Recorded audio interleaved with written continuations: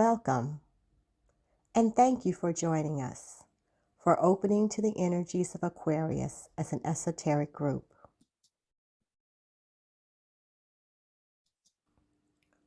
Let us say very quietly and with no tension, I stand a point of peace, and through the point which I can thus provide, love and true light can flow. I stand in restful poise, and through that poise, I can attract the gifts which I must give. An understanding heart, a quiet mind, myself. I never am alone. For around me gather those I seek to serve, my brothers in the ashram, souls that demand my help, even though I see them not, and those in distant places who seek the master of my life, my brother, the Tibetan. Aquarius. The work of nature is seen in the following words. And the word said, let desire in form be ruler. Aquarius, on the higher level. Water of life am I, poured forth for thirsty men. The expression of this influence has been beautifully given to us in the story of the Last Supper. Christ sent his disciples into the city to find the man bearing a pitcher of water upon his shoulder. This is a symbol of the sign Aquarius, the sign in which the universality of the water of life will become a factor in human consciousness. Then we shall indeed all sit down eventually to the communion of bread and wine. He referred indirectly to the same idea when he spoke of himself as the water of life, assuaging the thirst of humanity.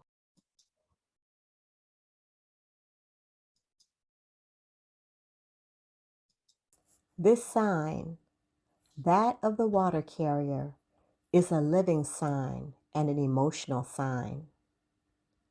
It will, through the effect of its potent force, stimulate the astral bodies of men into a new coherency, into a brotherhood of humanity, which will ignore all racial and national differences and will carry the life of men forward into synthesis and unity.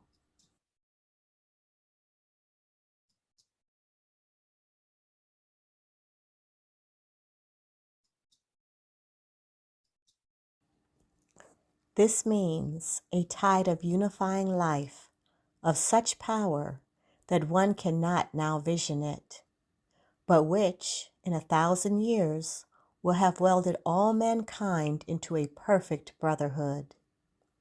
Its emotional effect will be to purify the astral bodies of men, so that the material world ceases to hold such potent allure, and may, in its later stages, bring about a state of exaggeration.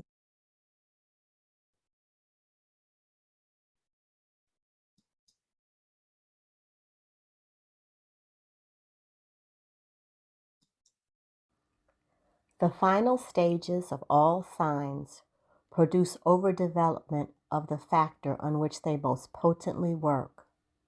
At present, the effect of Aquarius in transition from Pisces is constructive among the pioneers of the race and destructive among the rank and file of humanity. As we sound the words of discipleship to guide us, recollection, response, radiation, respiration, reunion, reorientation. We align as an esoteric group, as a group of disciples and initiates. Let us focus on the quality of the heart center given to us by Master DK, so appropriate in the sign of Aquarius. Service. DK's teaching in Esoteric Psychology, Volume 2, pages 118 through 138, provide the student with much to ponder in a deep study of service. Start with a point of soul focus.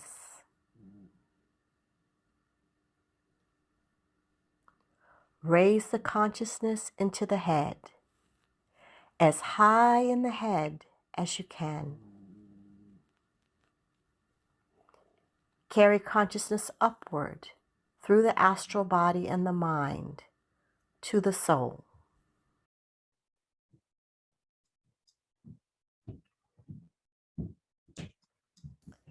Then, holding the consciousness steady in the head, say the following invocation. May the energy of the Divine Self inspire us, and the light of the soul direct. May we be led from darkness to light, from the unreal to the real, from death to immortality. Then, still holding the consciousness in the head and seeing our group together as one, visualize a sphere of deep electric blue, vivid and living. Say the following words, endeavoring to realize their significance as we say together. We stand in spiritual being and as the soul we serve.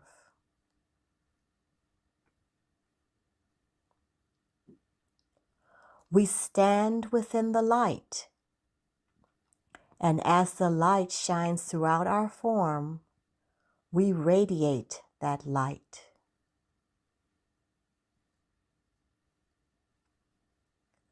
We stand within the love of God, and as that love streams through and from the heart, we magnetize the ones we seek to aid.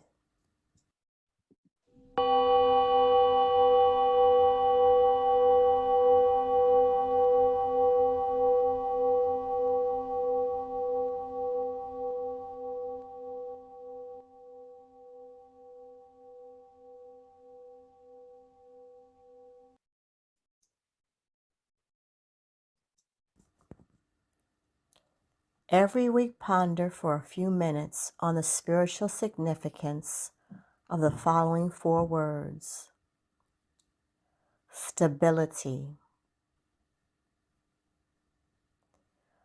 serenity, strength, service.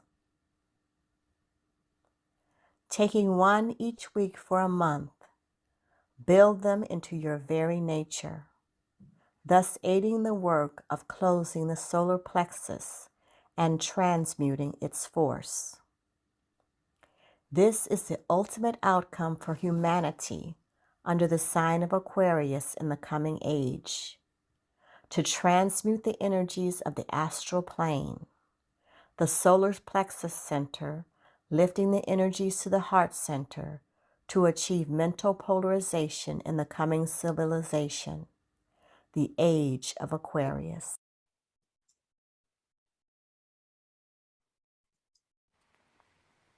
We open to the energies of Aquarius. This is the light which ever shines within the dark, and cleansing with its healing rays that which must be purified until the dark has gone.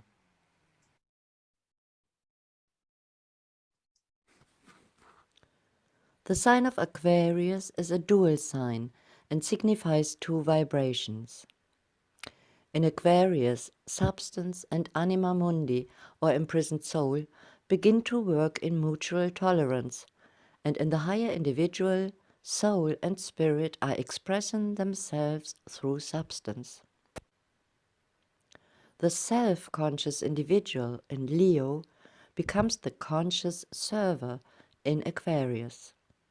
And this is well expressed for us in the symbols of these two signs. The Aquarian is consecrated to group service and to the welfare of humanity.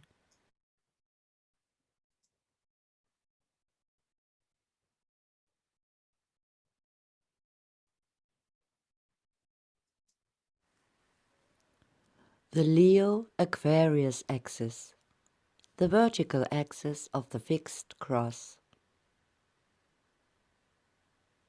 It must not be forgotten that Leo marks the height of achievement for the human soul, and this is today stimulated by the Shambhala force, now flowing into the center of humanity. This inflow will continue its critical work until in the Aquarian age, so rapidly coming into expression.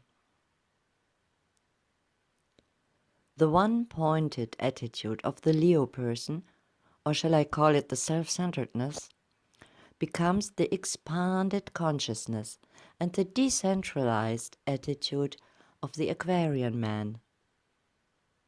You can therefore see how full of promise is the future.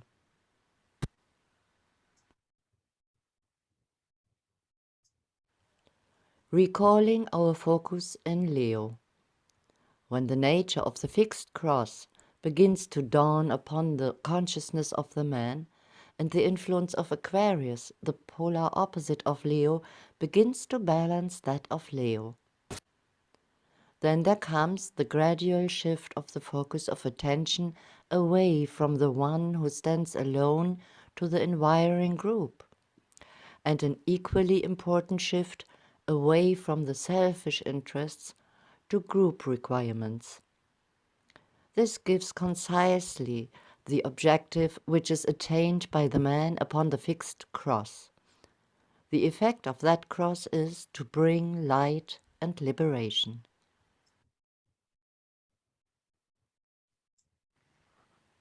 Also recalling from our focus in Leo. Because of its position upon the fixed cross, Leo comes under the influence, direct or indirect, of 6 planets: the Sun, Neptune, Uranus, Jupiter, Venus, and Mars. All of these are potent in expression in this sign, achieving a determined point of revelation and producing through their united activity and interplay the 6-pointed star of humanity.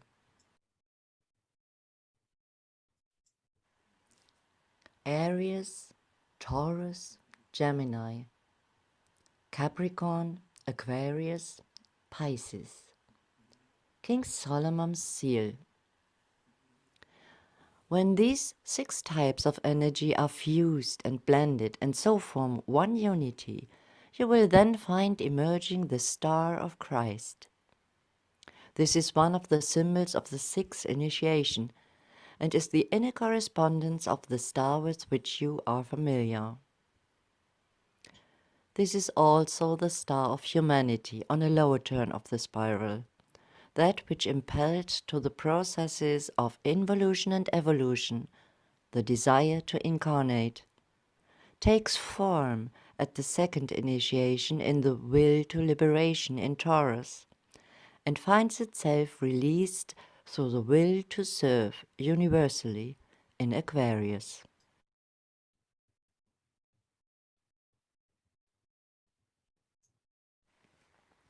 This is the science of stars of energy noted when referring to the 6-pointed star of humanity. And of this science, King Solomon's seal is the well-known symbol. These stars, triangles, and squares are found in all horoscopes, human, planetary, systemic, and cosmic, and constitute the life pattern of the particular being under investigation. They determine the time of manifestation and the nature of the emanations and influences.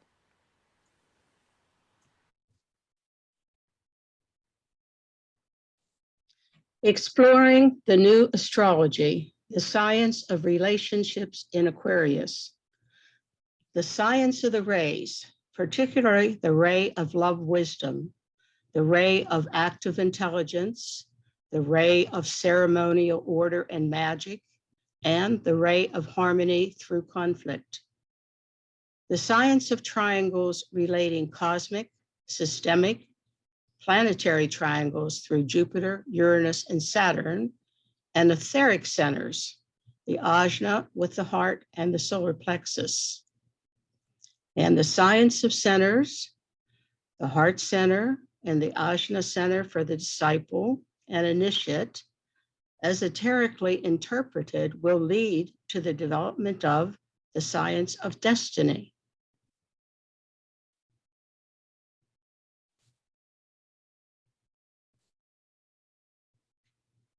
I see, and when the eye is open, all is light. True vision appears, as we first considered in our opening to Taurus.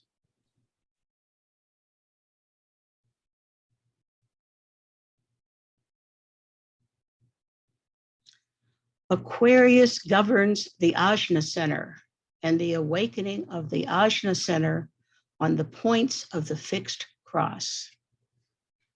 The awakening of the ajna center, which is the new group of world servers, with the consequent and subsequent conscious control of the throat center, which is humanity, must inevitably take place, provided the disciple fulfills two conditions.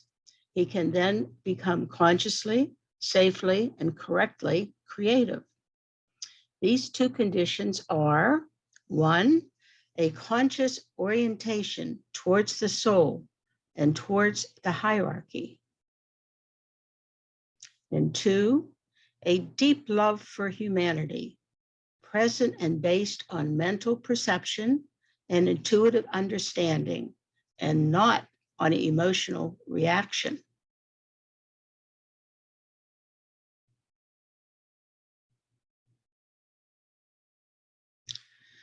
Taurus carries the fair jewel which gives light upon its forehead. Aquarius on the fixed cross develops the ajna system.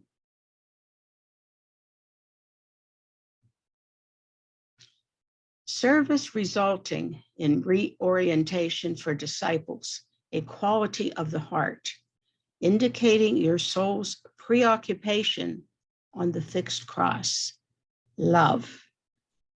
From the hall of learning, leading to the hall of wisdom, is the major theme of Aquarius. Service can be defined as the spontaneous effect of soul contact. This contact is so definite and fixed that the life of the soul can pour through into the instrument which the soul must perforce use upon the physical plane.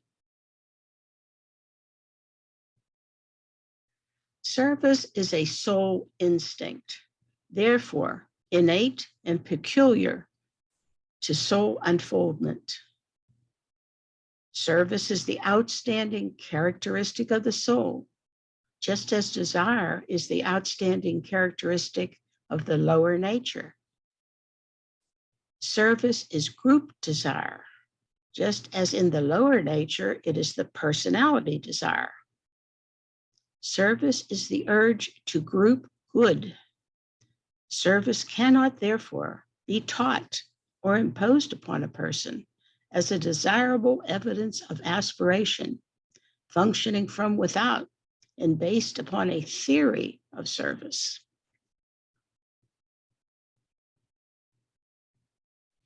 When the service rendered is based upon a mental response to humanity's need, then the whole problem is lifted out of the veil of illusion and out of the valley of the world glamour. Then the impulses to serve are registered in the heart center and not in the solar plexus. And when this is more generally the case, then we shall have a happier and more successful demonstration of service. The throat center develops great activity when that point in experience is achieved, as it has been achieved by the vast majority of men who are at this time the aspirants and the probationary disciples of the world. The fundamental centers are, for average man, developed man, and initiate. And for average man, they are the centers that are open, the base of the spine, the solar plexus, and the heart center. And if you follow the diagram, it shows for the developed man, it's the base of the spine, the throat center, and the heart center. And for the man on the path, it's the heart center, the throat center, and the head centers. So there are three of those. The throat center is the organ for the distribution of creative energy, of the third aspect by souls at this point of evolution. On the path of discipleship, this increase of mind energy results in an expansion and an apprehension of the truth as it is and is lasting in its effects. It is felt primarily in the throat center, the great organ of creation through sound. That's for the man on the path.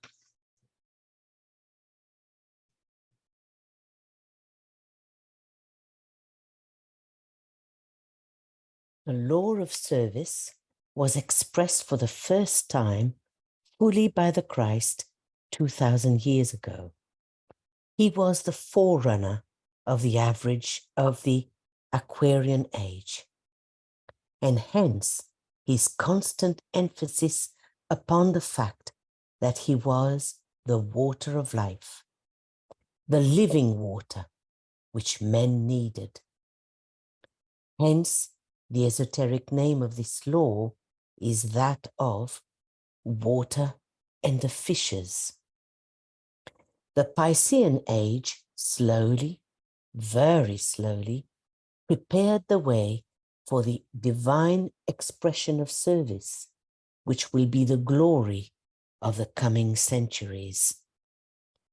Today, we have a world which is steadily coming to the realization that no man lives unto himself, and that only as the love about which so much has been written and spoken finds its outlet in service, can man begin to measure up to his innate capacity.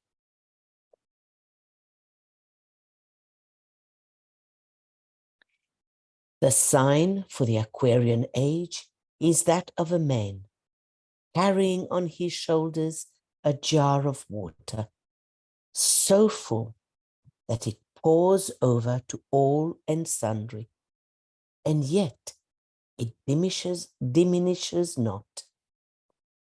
The sign for this law of service is very similar, but the difference lies in this, that the man stands perfectly balanced in the form of a cross, with arms stretched out and with a water pot upon his head.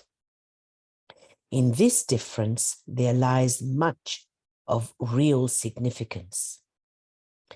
The jar of water posed upon the shoulders is a sign of the burden of service. It's not easy to serve. Man is today only beginning to learn how to serve.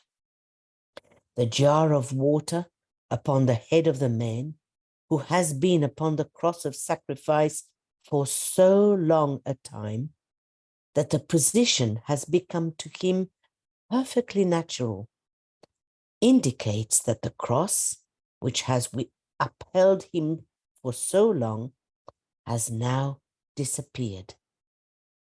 The man with a water jar upon his head indicates to us poise, equilibrium, and balance.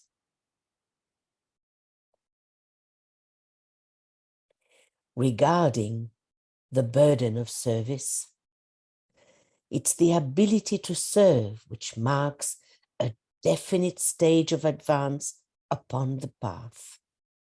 And until that stage is reached, spontaneous service rendered in love and guided by wisdom cannot be found. What is found up to that time is good intention, mixed motives, and oft fanaticism.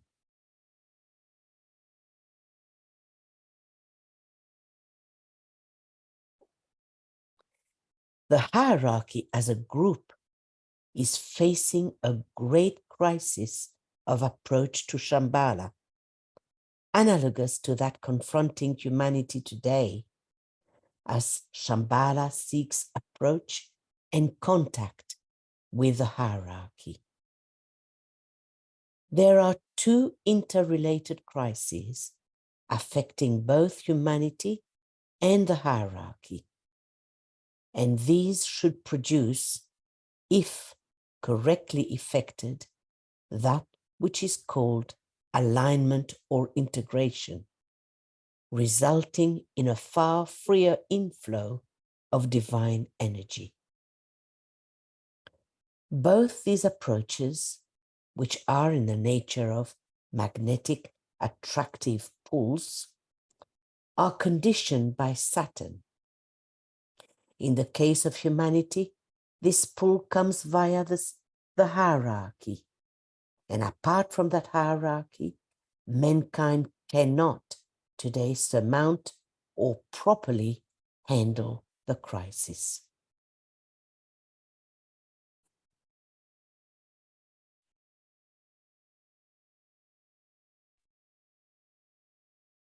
Did you go on, Nicole? Oh, The decanates, Oh, here. Thank you, Aunt Veronica. Go the ahead. decanates of Aquarius, ruled by Saturn. This energy is primarily concerned with presenting opportunity to the hierarchy and its affiliated disciples. The phrase that Saturn is the planet of discipleship is basically true because ordinary average man, except in group formation, does not come so potently under its influence. Relating Aquarius to Capricorn. Mercury, relating Aquarius to Gemini and Virgo. Saturn, having offered opportunity and proffered us a choice to bring about the needed changes and to destroy that which holds back the free expression of the soul, eventually stands aside in order to let his great brother, Mercury, spread the light of the soul, intuitive and illuminating, upon the situation, to interpret for us through our own illumined minds the significance of events, and to relate the old and the new, the past and the future, through the light of the present. Hence, the subjective usefulness of the present general trend towards meditation, processes which bring about the capacity to be impressed from on high, technically understood, and to be illumined by the light of the soul. By Venus relating Aquarius to Taurus and Virgo. I just want to comment here to the group that this is one of the hints that we can begin to explore with the new astrology in terms of our development along the path of discipleship. The triangle of Saturn, Mercury, and Venus actually creates the energetic pattern that the man and groups especially will be engaged in under the sign of Aquarius along this path of service. in the way that DK has defined service. So this is one of the reasons why we're looking into the science of triangles in a very cursory sense in relation to our group work, so that we can begin to align with these energies in the signs in which Saturn, Mercury, and Venus are prominent.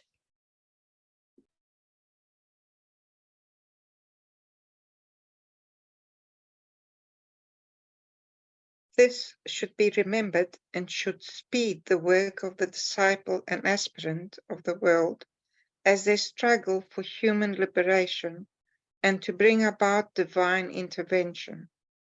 The intervention desired should come via the hierarchy if it is not to be too destructive in its effect. The last major intervention in Atlantean days came via Sabala and resulted in the partial destruction of entire continents and lands.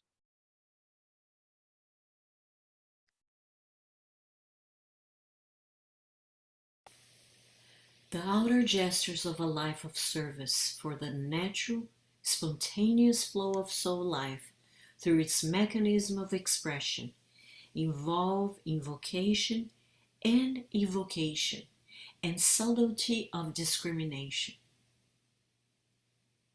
The need for the increasing subtlety of discrimination is constant, and all dedicated students are urged to take stock of themselves at this time. They face a new cycle of service and must avail themselves of a new day of opportunity. There is a great need to stand in spiritual being. Where there is this poised standing, there will be no need for others to incite one to service. Let the forces of light flow through, and the ranks of the world servers will be rapidly filled. Let the spirit of peace use the lower nature as an instrument, and there will be peace and harmony within the personal field of service. Let the spirit of goodwill dominate our minds, and there will be no room for the spirit of criticism and the spreading of destructive discussion. It is for this reason, and in order to develop a group of servers who can work along true and spiritual lines, that there must be increasing emphasis upon the need for harmlessness. Harmlessness prepares the way for the inflow of life. Harmlessness dissipates the obstructions to the free outpouring of love. Harmlessness is the key to the release of the lower nature from the grip of the world illusion and from the power of phenomenal existence.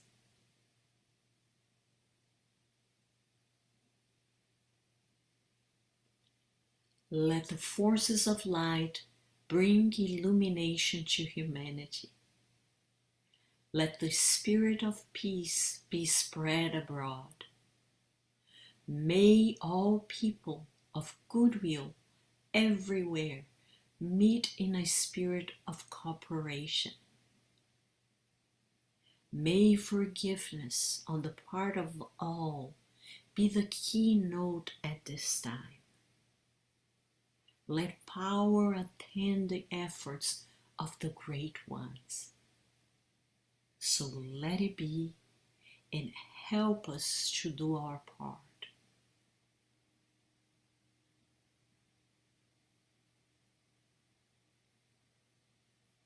First, as the point within the triangle, Christ becomes the awakener of the hearts of man and the one who institutes right human relations, by being simply what he is and by standing unmoved where he is. This he accomplishes by transmitting the energies from the 3 points of the avatar of synthesis the Spirit of Peace, and the Lord Buddha, the surrounding triangle to humanity.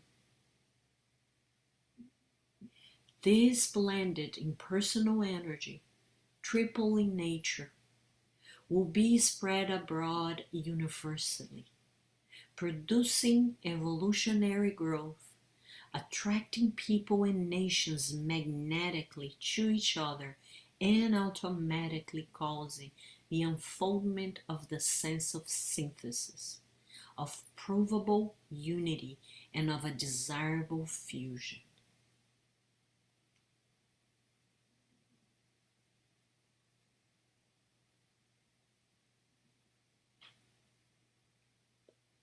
As dispenser of the water of life, his work is most mysterious and not at all easy to comprehend. In his public work, 2,000 years ago, he said, "I am come that they may have life and that they may have it more abundantly." John 10:10.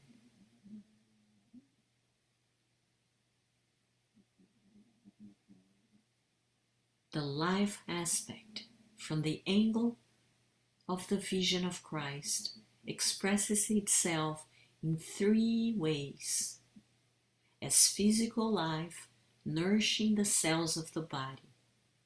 This life is found within each atom of substance as the central point of living light. And as livingness, seen as love and light within the heart. When this livingness is present and expressing itself, the human atom becomes a part of the spiritual hierarchy. And as life more abundantly, this life can be known as light, love, and power within and above the head of the disciple of the Christ. This abundant life enables him to cooperate not only with humanity and with the spiritual hierarchy, but also with Shambhala itself, the center of life in its purest essence.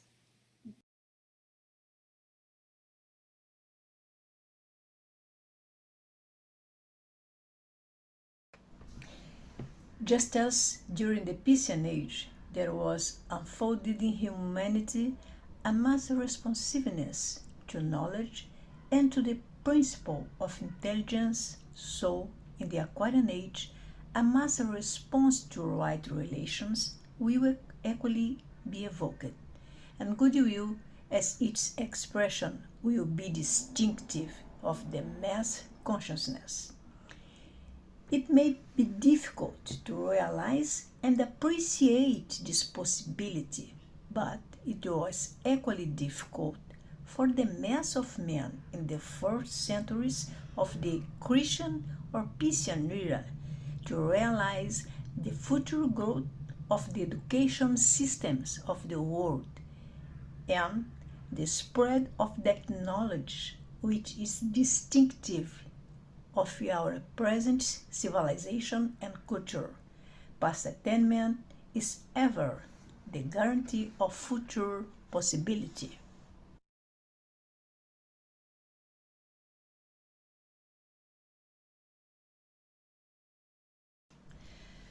Aquarius, the jar of water, posted upon the shoulders, it's a sign of the burden of service.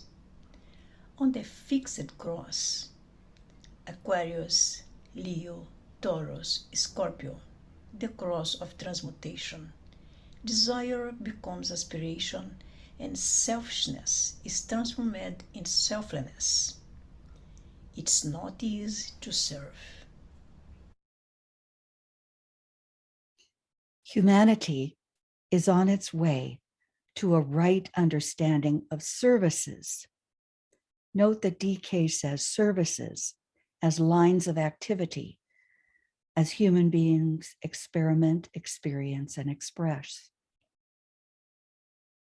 Humanity is becoming responsive to this new law, the law of service, and is learning to react to it, the steadily imposing will of that great life who informs the constellation Aquarius, just as our solar logos informs our solar system, and our planetary logos informs our Earth planet. If we look at one of the images that we use in our healing service, it's good to remind ourselves of the relationship of that service and practice of bringing soul light and the inflow of love into our vehicles as we hold the highest from the unified group field. In Aquarius, the man awakens to the beauty of group life, group interest, and his individual responsibility towards the group, and begins to live his life and to spend himself in the service of humanity.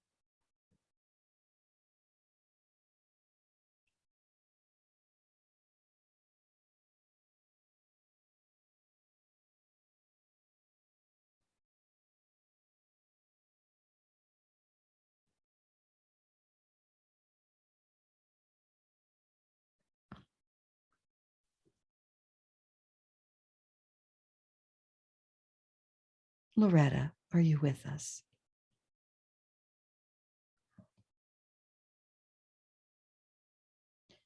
The idea of service is, at this time, the major idea to be grasped, for in grasping it, we open ourselves wide to the incoming influences.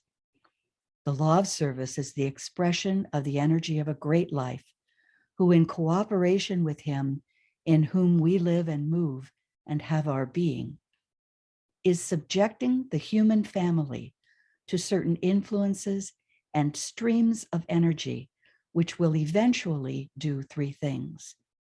One, awaken the heart center in all aspirants and disciples. Two, enable emotionally polarized humanity to focus intelligently in the mind.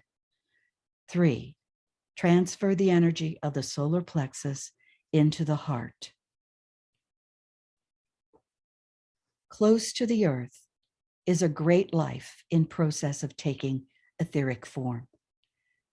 This life, being on the evolutionary arc and not constituting the life of a decaying shell, as is the moon, is having a real effect in the inauguration of the new age. This effect is twofold. Through the emanations from the astral body of this great life, the work of breaking down the separative wall of individualism, which demonstrates in man as selfishness and in nations as nationalism, is carried forward. Through this rapidly integrating etheric body, this life is bringing the etheric body of our planet into a state of increased rapid vibration. Reference will be found in a treatise on cosmic fire to an avatar from Sirius who comes to bring about certain planetary effects. This life is not that avatar, but is in the nature of a forerunner, of a Saint John the Baptist, who baptizeth with water, astral emanations, and the Holy Ghost.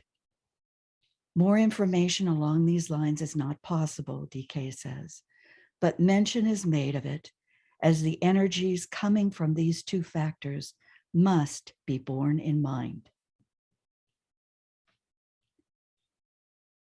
When this great energy that is entering into our solar system and our planetary life, with this, let us consider Master DK's instructions on the right use of energy. He says, in considering the overcoming of wrong vibration and the right direction of astral energy, it might be of value here if we were very briefly to list the major energies which impress the human organism and circulate throughout the sentient body of man.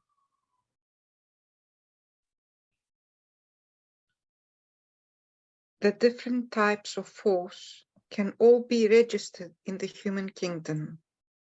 Some of them can be registered in the subhuman kingdoms, and the apparatus of the vital body in man is so constructed that through its three objective manifestations, 1, the triple nervous system, 2, through the 7 major plexi, 3, the less nerve ganglia, and the many thousands of nerves, the entire objective man can be responsive to A, the above-mentioned types of force.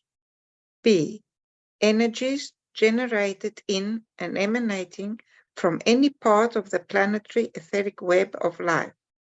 C, the solar web of life.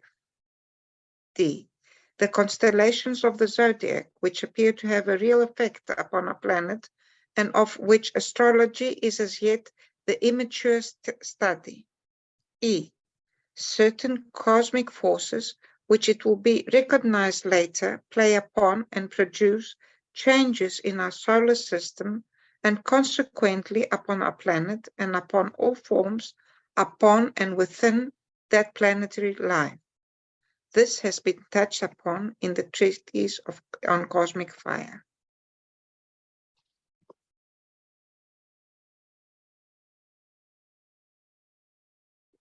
Service is par excellence the technique of correct group relations. Let us pause to integrate these concepts, the teachings of Master DK, that guide us before we consider, as a discipleship group, the ruling planets of Aquarius. O Mani Padme Om.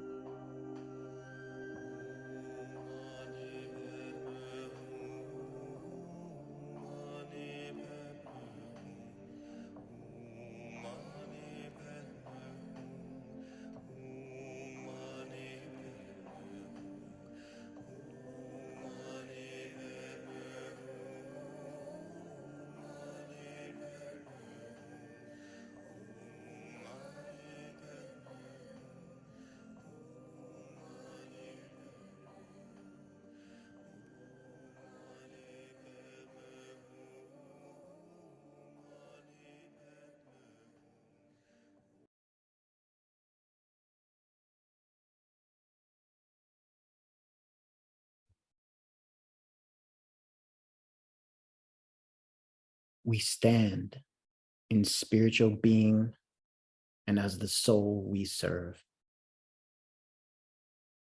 invoking the angel of the presence, requiring stability in the etheric field, embodying self-forgetfulness.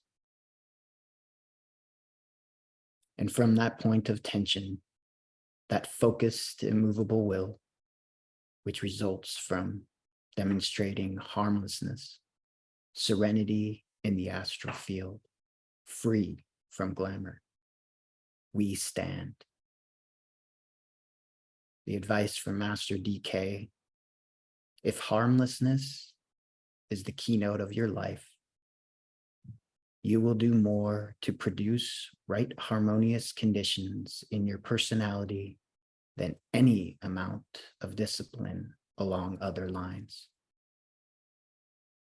The drastic purgation brought about by the attempt to be harmless will go far to eliminate wrong states of consciousness. See to it, therefore, and bring this ID in your evening review.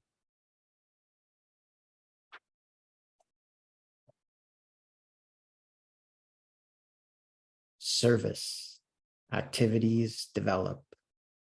As the Tibetan Master tells us, qualities of the heart center, or soul.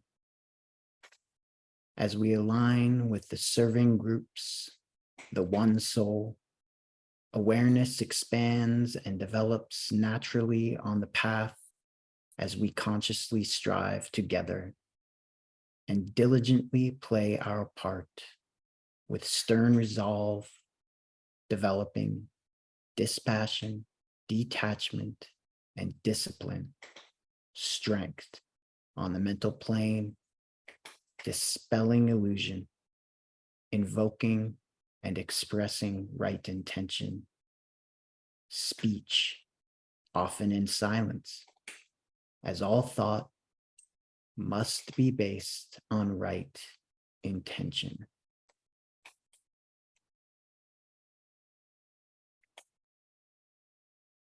The life of the soul eventually begins to flow. Water of life am I, poured forth to thirsty men in true, united service.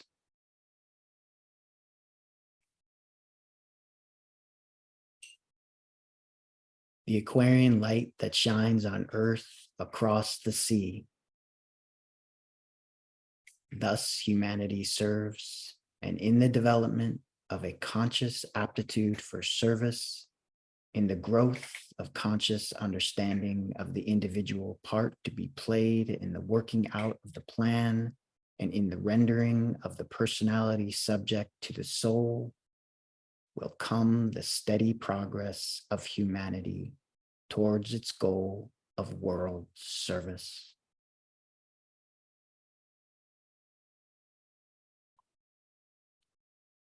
Harmful magnetic conditions as the result of man's wrong handling of force are the causes of evil in the world around us, including the 3 subhuman kingdoms. How can we as individuals change this? By the development in ourselves of harmlessness. Therefore, study yourself from this angle. Study your daily conduct and words and thoughts so as to make them utterly harmless. Set yourself to think those thoughts about yourself and others which will be constructive and positive, and hence harmless in their effects.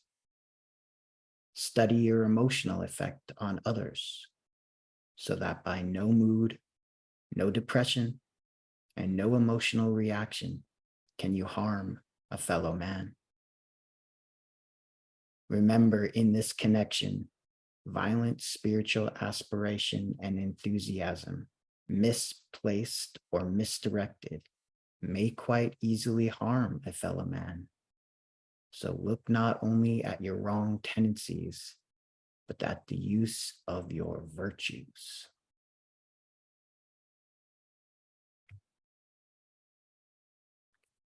I would remind you that all ideas stream into the planetary consciousness along the channel of the 7 rays.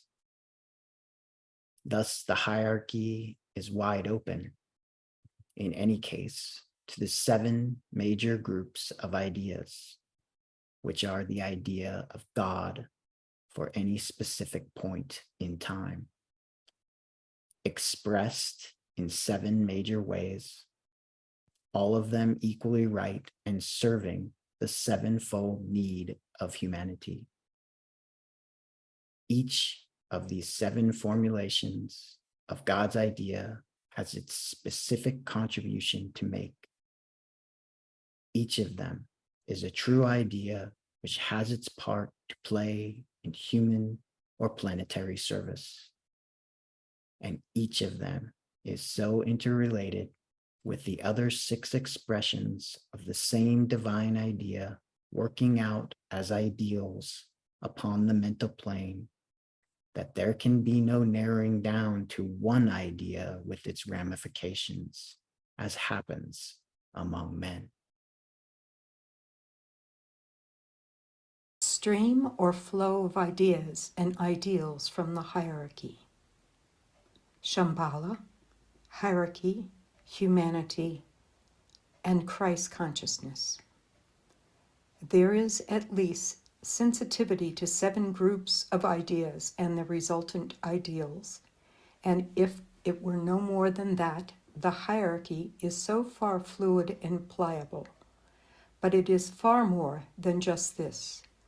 For to the members of the hierarchy, the idea and its effects are not only interpreted in terms of human thought forms and human idealism, but they are also able to be contacted and studied in their relation to the mind of God Himself and to the planetary kingdoms.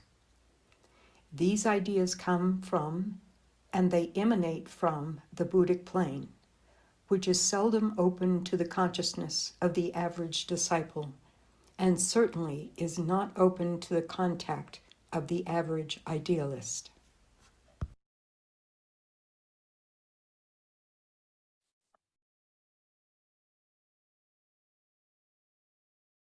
I would here remind you that few idealists are personally in touch with the idea, which has given birth to the idealism. They are only in touch with the human interpretation of the idea, as formulated by some disciple or an intuitive, a very different thing. This is the reason that we use Master DK's teachings exclusively in our work together. The hierarchy, as many of you may know, exists, or its state of being and identification with the hierarchy of the masters, is on the spiritual triad. This is an abstraction or a little part of the constitution of man to help us better understand what DK is trying to express to us.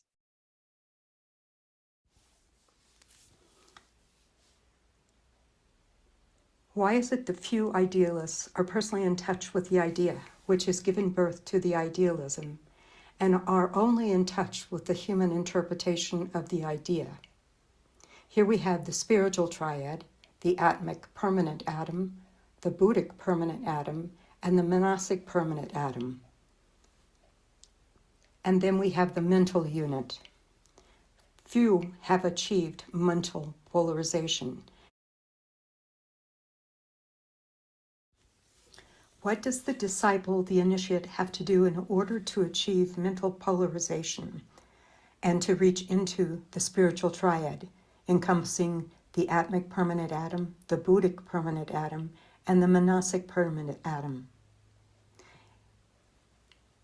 Building the individual antakarana from the mental unit, the higher mental plane, the 5th subplane of the cosmic etheric plane, with discrimination, spiritual discernment, response to group vibration, and spiritual telepathy, into the egoic lotus, and then into the monastic permanent atom.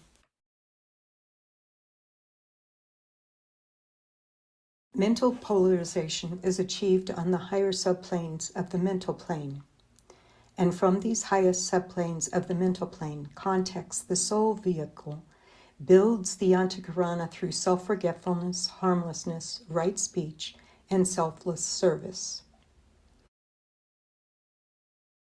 It's a complex diagram. So what is Master DK showing us with the constitution of man?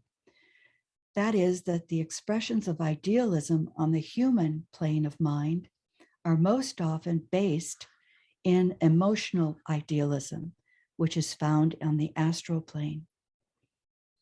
Through the process of building the antakarana, living a life of service selflessly, living harmlessly, we can together create a group understanding and group mental polarization that gives us access to the higher levels as a group through the heart center and higher mental plane. In our studies of esoteric healing, we're learning more in depth and beginning to understand the constitution of man, which is very complex. So in group formation, it allows us to reach to those higher levels, and it allows us to practice alignment and integration that's necessary to link and align with a group antakarana that takes us to those Buddhic impressions of healing, divine vision, intuition, and idealism.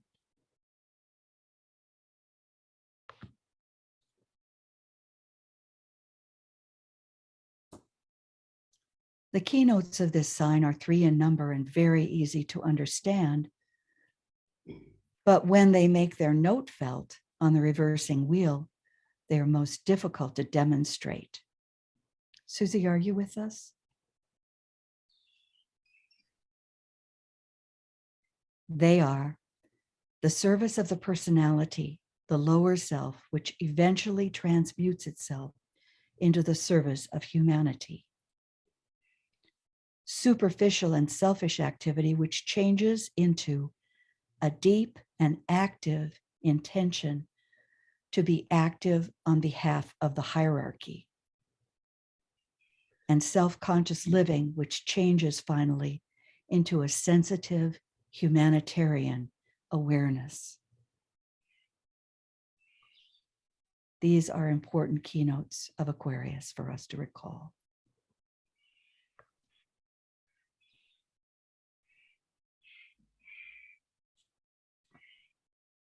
The ruling planets and rays in Aquarius. These planets constitute an effective group and bring in the influence of the 7th, 2nd, and 4th rays.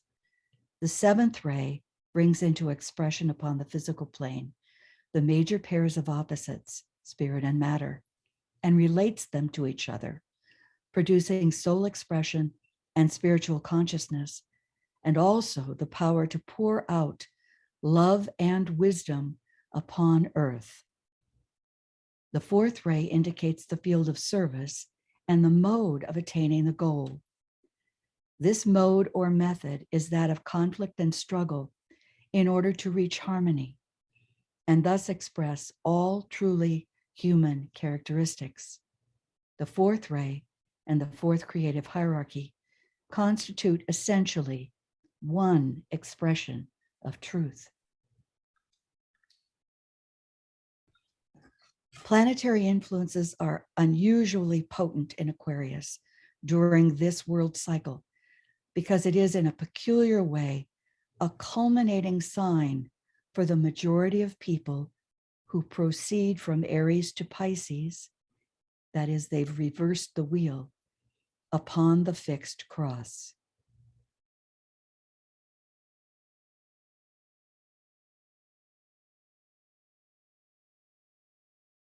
Uranus, a sacred planet, ray 7.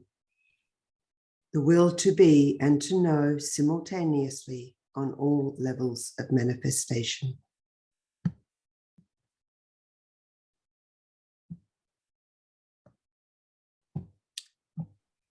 Uranus. Aquarius is preeminently a sign of constant movement, of changing activity and recurrent mutations. And the symbol for the sign is expressive of this state of activity. It is therefore a sign in which the significance of cycles is mastered and understood by the initiate. The results of the valley experience, to use the well-known language of the mystics of all ages, and of the mountaintop with its vision and light, are very vividly depicted by the sign. The Aquarian can experience the depths of depression and self-depreciation, or he can know and pass through the exaltation of the soul and the sense of spiritual power which soul control gives, and know them to be the interplay and the action and reaction which are necessary for growth and comprehension. The law of such action and reaction is the law with which he works.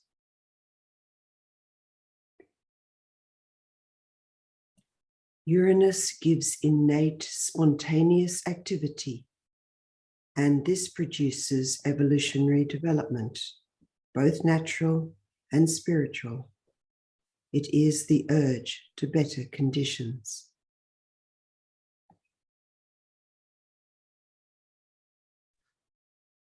Jupiter, Ray 2, the fusion of the heart and mind, which is the subjective purpose of manifestation. This is brought about through the third ray and the seventh ray of activity on the exoteric wheel. Ray 2, love wisdom, the second purpose of deity, the great geometrician, the giver of wisdom, the radiance and form, the master builder, the cosmic Christ. The word is issuing from the heart of God, emerging from a central point of love. That word is love itself. Divine desire colors all that live of love. Within the humanity hierarchy, the affirmation gathers power and sound. The word in the beginning was. The word hath dwelt and dwells with God. In him was light, and him was life. Within his light we walk. His symbol is the thunder, the word that cycles down the ages. Jupiter, the heart center, referred to in a treaty on cosmic fire as the monastic center. Jupiter, hierarchy, the heart center of our planetary logos. Jupiter, the organ of fusion. Jupiter, soul love. Jupiter, higher mind. Jupiter, second ray of love wisdom. Jupiter, the agent of the soul, soul vehicle, egoic lotus, the sacred planet, the heart center of the solar system. Jupiter gives an inherent tendency to fusion, which nothing can arrest. The achievement of ultimate synthesis is inevitable, and this Jupiter promotes.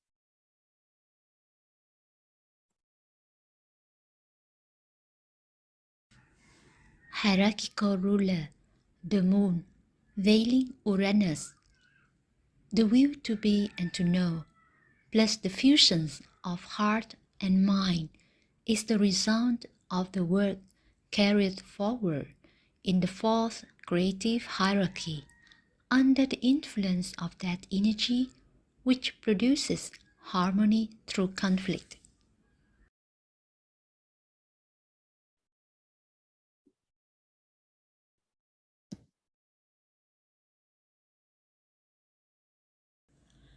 The moon brings about the inclination to create these conditions, which lead to the great and critical transformation of instinct into intellect. This the moon brings about, but Uranus causes the great transference in the human consciousness from intellectual perceptions to intuitive knowledge. Bear in mind that the esoteric forces combine with the forces of the exoteric or orthodox planets, and that they do not negate their influence.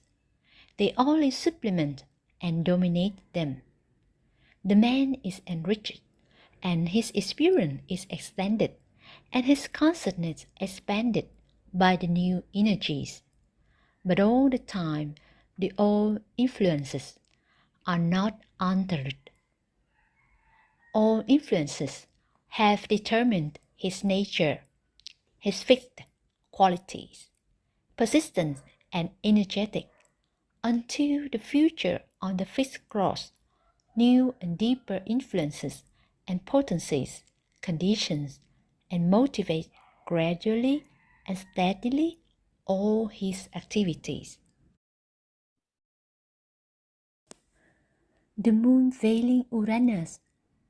The energy of Uranus, pouring upon and into humanity, produces the urge to better conditions, to provide better forms for the occult and esoteric life, and to blend more adequately the inner and the outer man.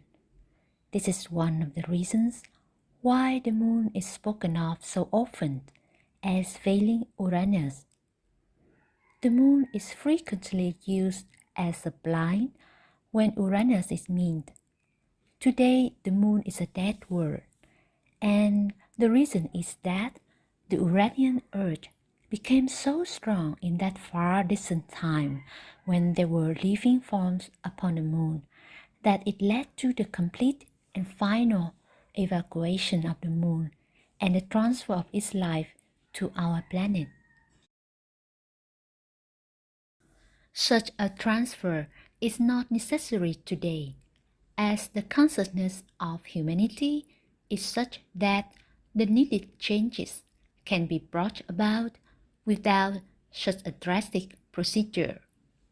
It is, however, this Uranian influence which lies behind the present shift of populations throughout Europe and Great Britain, and which is responsible for the steady movement of peoples from east to west, from Asia to Europe in the early history of that continent, and from Europe to the Western Hemisphere in more modern times.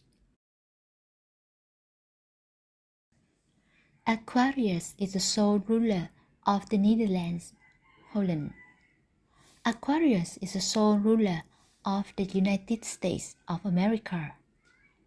Aquarius is the sole ruler of Russia.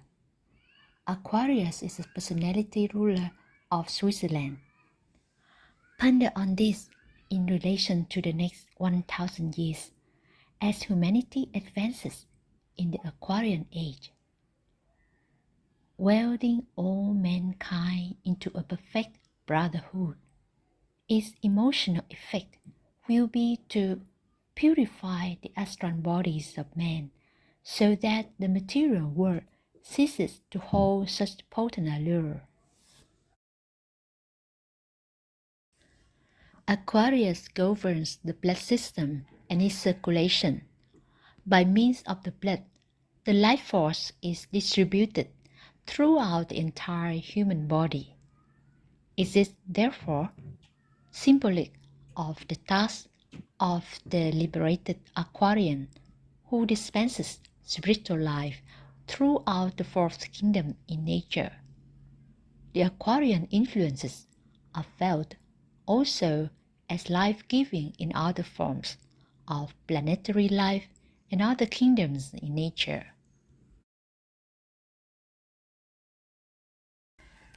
The moon relates Aquarius to Cancer and Virgo, forming a cosmic triangle. In this combination, you have the sign of mass consciousness, the sign of the Christ consciousness, and the sign of universal consciousness, very closely related to each other, and all of them through the medium of the influence of Neptune, which the moon veils. Master DK's words of advice to astrologers and to those of us studying his teachings on the new astrology. One thing astrologers need at this time to do, and that is to make due allowance for this transition period out of Pisces into Aquarius. This is seldom done, but it is evident that the tremendous turmoil incident to these transitions affects the individual chart and frequently offsets individual destiny or karma. People are submerged in planetary and racial destinies, and their own tiny affairs are offset almost entirely and sometimes completely negated. It is not possible to cast a horoscope of the planet, and those who propose to do so are deceiving themselves and others. The horoscope of the fourth kingdom in nature of humanity will eventually be cast, but it will be done by initiates, and there are no initiate astrologers working on the physical plane at this time.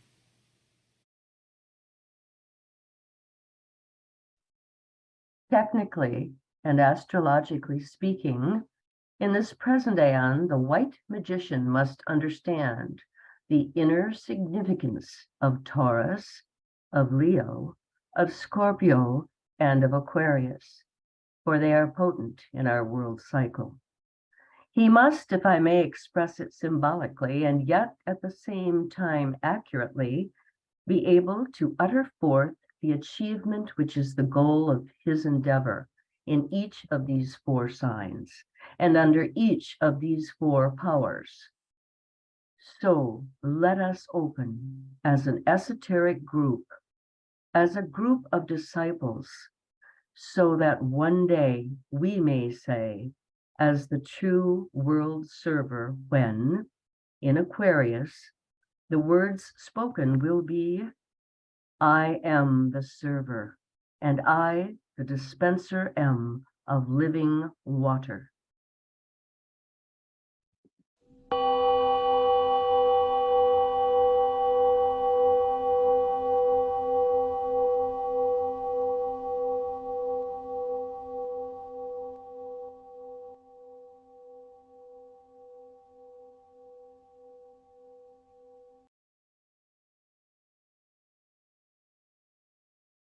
Perhaps no better suggestion can be made to the man or woman who seeks to function as a true server than to ask them to repeat daily with their whole hearts and minds behind the words, the dedication at the conclusion of the Esoteric Catechism, which is included at the end of the book by DK and HB, Initiation Human and Solar. I would remind such servers that if they revolt or are dismayed by the ideas embodied in the words, that is perhaps an indication of how much they need the impression of this life objective upon their consciousness. That pledge runs as follows. I play my part with stern resolve, with earnest aspiration. I look above, I help below.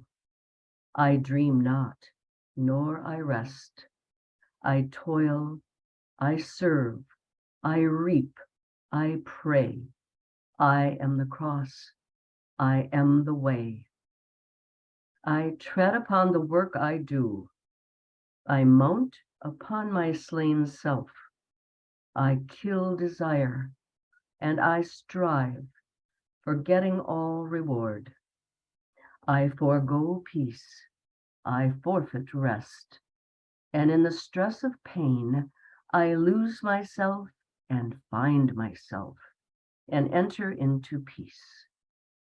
To all this I solemnly pledge myself, invoking my higher self.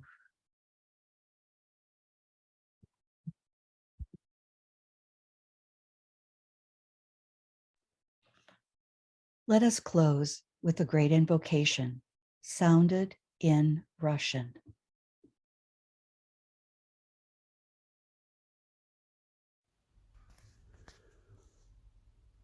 Источки света, что в уме Бога, пусть свет струится в умы людей, да сойдет свет на землю. Источки любви, что в сердце Бога, пусть любовь струится в сердца людей, да вернется Христос на землю.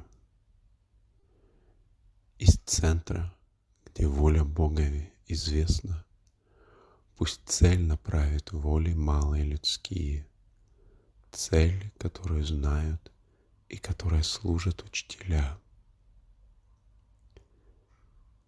Из центра, что мы называем родом людским, пусть план любви и света осуществится, и запечатаны будут двери, за которыми зло.